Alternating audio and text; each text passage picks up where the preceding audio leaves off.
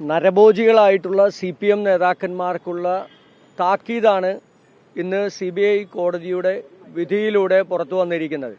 രണ്ട് ചെറുപ്പക്കാർ, കൃപേഷിൻ്റെയും ശരത്ലാലിൻ്റെയും ക്രൂരമായ കൊലപാതകം. എന്തിനു വേണ്ടിയിട്ടാണ് ഈ ചെറുപ്പക്കാരെ കൊലപ്പെടുത്തുന്നത്?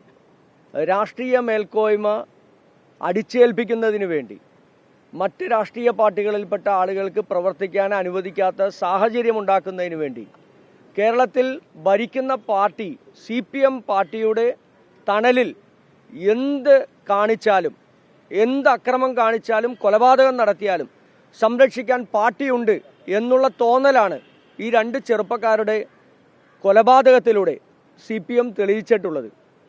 ഒന്ന് നോക്ക്, ആ രണ്ട് ചെറുപ്പക്കാരുടെ എത്ര സാമ്പത്തിക പരാധീനതകൾക്കിടക്ക് സ്വന്തം പ്രദേശത്തെ ജനങ്ങൾക്ക് താങ്ങും തണലുമായി നിന്ന്, ജനങ്ങളോടൊപ്പം നിന്ന്, സാധാരണക്കാരോടൊപ്പം നിന്ന് കോൺഗ്രസ് ആശയത്തിൽ വിശ്വസിച്ചതിൻ്റെ പേരിലാണ് ഈ രണ്ട് ചെറുപ്പക്കാരെയും കൊല ചെയ്തത്.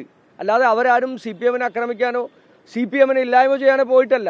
ആ പ്രദേശത്തെ എല്ലാവർക്കും താല്പര്യമുള്ള രണ്ട് ചെറുപ്പക്കാരായിരുന്നു. അപ്പോൾ അവരുടെ ഭാവി അല്ലെങ്കിൽ അവരുടെ പ്രവർത്തനത്തിൽ അസഹിഷ്ണുത പ്രകടിപ്പിച്ചിട്ടാണ് CPM ഇതുപോലെ താലിബാൻ മോഡലിലുള്ള ഈ കൊലപാതകങ്ങളെല്ലാം നടത്തുന്നത്. അതിനുശേഷം ഹൈബി സൂചിപ്പിച്ചതുപോലെ സർക്കാർ ഖജനാവിൽ നിന്നല്ലേ CBI അന്വേഷണം വേണ്ട എന്ന് സുപ്രീം കോടതി വരെ ഈ CPMന്റെ നേതൃത്വത്തിലുള്ള ഈ സർക്കാർ പണം ചെലവാക്കിയത്. എന്തിനു വേണ്ടിയിട്ടായിരുന്നു?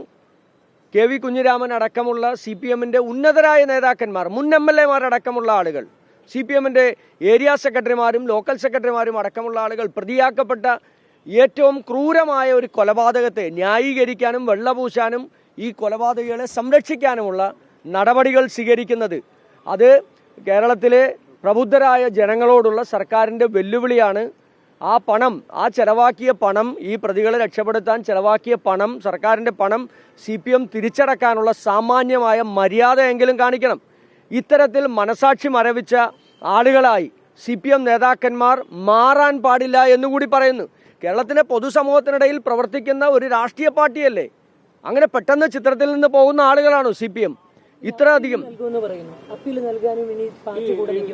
തീർച്ചയായിട്ടും ഇതുവരെ ഈ കൊലപാതകത്തിന് ശേഷം ഉണ്ടായ എല്ലാ കാര്യങ്ങളിലും ഈ രണ്ടുപേരുടെയും കുടുംബത്തോടൊപ്പം, അവരുടെ ആ നാട്ടിലെ ജനങ്ങളോടൊപ്പം കോൺഗ്രസ് പാർട്ടി ഉണ്ടായിരുന്നു. ഈ നിമിഷം വരെ പാർട്ടി ഉണ്ടായിരുന്നു. തീർച്ചയായും എന്താണോ ചെയ്യേണ്ടത് ആ രീതിയിൽ കുടുംബത്തോടൊപ്പം ആലോചിച്ച്, അഭിഭാഷകരുമായി ആലോചിച്ച് പാർട്ടി നേതൃത്വം അതിന് ഉചിതമായ നടപടി സ്വീകരിക്കും എന്ന് തന്നെയാണ് ഞങ്ങൾ വിശ്വസിക്കുന്നത്. അത് ഏറ്റവും എന്താണ് ഇവർക്കൊക്കെ ഏത് രീതിയിലാണ്? ഒരു മനസാക്ഷിയില്ലാത്ത പ്രവർത്തനമല്ലേ ശ്രീധരന്റെ ഭാഗത്തു നിന്നൊക്കെ ഉണ്ടായത്?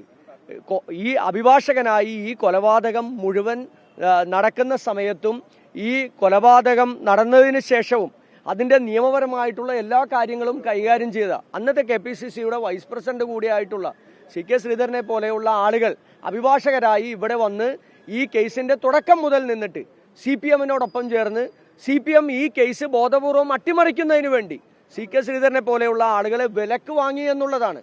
വിലക്കെടുത്ത് ഈ കോടതിയിൽ വന്ന് അഭിഭാഷകനായി നിന്ന് ഈ പ്രതികളെ കുറ്റക്കാരാക്കാൻ വേണ്ടിയിട്ടുള്ള എല്ലാ പരിശ്രമങ്ങളും നടത്തിയ ഒരാൾ ഒറ്റ സുപ്രഭാതത്തിൽ CPM കൊടുത്ത പണം, CPMന്റെ പണം കണ്ട്, അധികാരം കണ്ട് മഞ്ഞളിച്ച് ഈ കേസിനെതിരായി ഈ കോടതിയിൽ തന്നെ വന്നത് വിരോധാഭാസമാണ്. അദ്ദേഹത്തിന് കൂടിയിട്ടുള്ള തിരിച്ചടി കൂടിയാണ് ഈ വിധി എന്നുകൂടി പറയാൻ ഞങ്ങൾ ആഗ്രഹിക്കുന്നു.